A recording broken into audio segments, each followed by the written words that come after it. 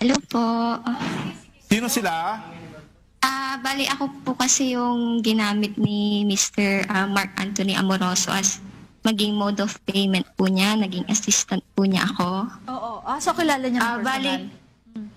Bali nakasama ko po siya sa Cebu dahil pinapunta po niya ako doon para i-manage po yung office na pinatayo niya, and ako kasama rin po niya ako na mag-ayos po ng mga products. Bali, ako po yung naging mode of payment noon. Pero parang naging front po, and then yung pera po na sinesend sa akin is directly sinesend ko rin po sa kanya. So, ma'am, gusto ko lang linawin, Yes, ano? po. Ang mga deposito, yung mga pera ng mga naging biktima ay dumadaan Yes, po. sa inyo, dinideposito sa yung account?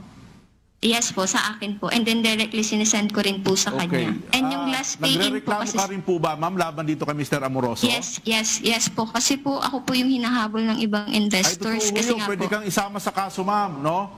Hindi maiwasan, Yes. hindi ka maisama sa kaso dahil ikaw ang tumanggap ng pera. Kaya ang may Yes, papayo sir. ko sa iyo, samahan mo itong mga naging biktima, Yes, sir. no? Yes, sir. Dito sa Anti-Cybercrime Group para makuhanan ka rin ng testimonya o statement, no? Yes, sir. Kung gusto mong Yes, sir. kung gusto mong Paabsuelto. paabsuelto, no? At para malaman na rin ng katotohanan kung talagang wala kang kinalaman dito sa Yes, sir. scam na ito. Ano ho, ma'am? Tanong din natin Yes, sa kanya kung magkano Sir, yung pwede total na dumaan sa kanya. No? Oh, sige, sir. Ayun, ma'am, magkano yung total na dumaan sa yung pera? Sir, nasa 1M po, marami po kasi kami.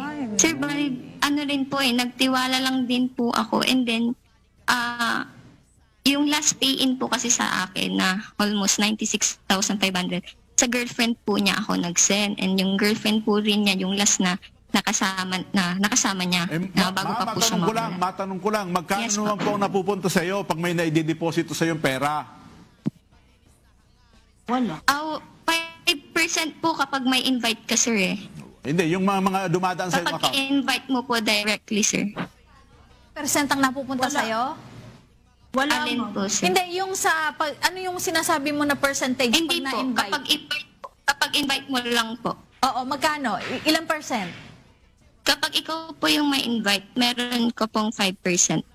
So, 5%. sa makatwid, kung halimbawa 1,000, meron kang naimbita, tapos 1,000 pesos ang ininvest, meron kang 50 pesos? Ganon? Yes, ma'am. Kung 1 million, Opo. 50,000. Yes, ma'am. Opo. Ganon. Anong magiging pananagutan niya, Attorney Roque? Well, actually, ma'am, pwede rin siyang masabing principal din. Ano? Makakasuhan din siya ng istapa kung idediretso talaga ng mga nabiktima. Hindi maiwasang hindi siya maisama sa reklamo. Pero kung willing siya makipagtulungan, ay baka pwedeng ma-absuelto siya, no? Mawala siya sa kaso, pero napakalaki ng kanyang partisipasyon para dito sa reklamo. Kasi sa kanya inihuhulog yung pera. Kumbaga, siya tumatanggap ng pera eh. Yes. Siya ang katransaksyon, kung Yes, ma'am. tutuusin, Kaya di ba? napakalaki ng kanyang partisipasyon doon sa krimen na nangyari. nakikinabang Sabi, wise din tong si Loco, no?